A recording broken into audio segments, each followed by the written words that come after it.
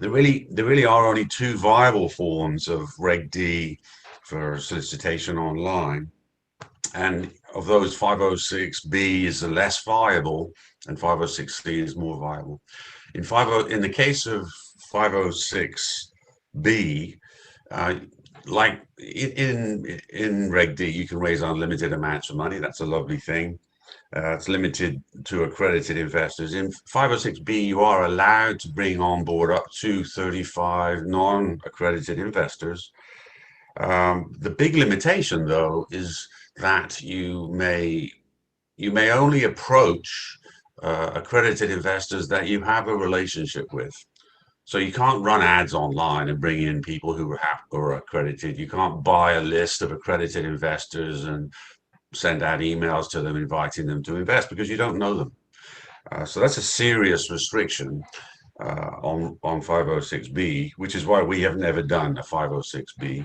Obviously, when you're doing when you're raising money and you know the people, 506B is a very relevant way to go. An advantage of 506B, which is great in that situation, is that the investors can self-state. They can state that they are accredited. They don't need to prove it, and we don't need to verify it. So that's a big advantage.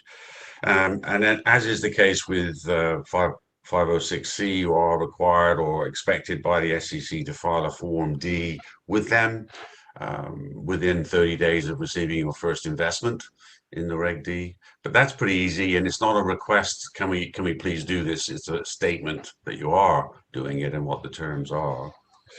And the 506C is a whole different case. So 506C and B, when effective in these forms, when effective in September of 2013, as actually the first online crowd investing methods permitted by the SEC. 506C is great because we can market it far and wide with really only very reasonable restrictions. Although the downside is zero non-accredited investors are allowed, and the issuer company must take reasonable steps to verify that those investors are actually accredited. So they have to prove it.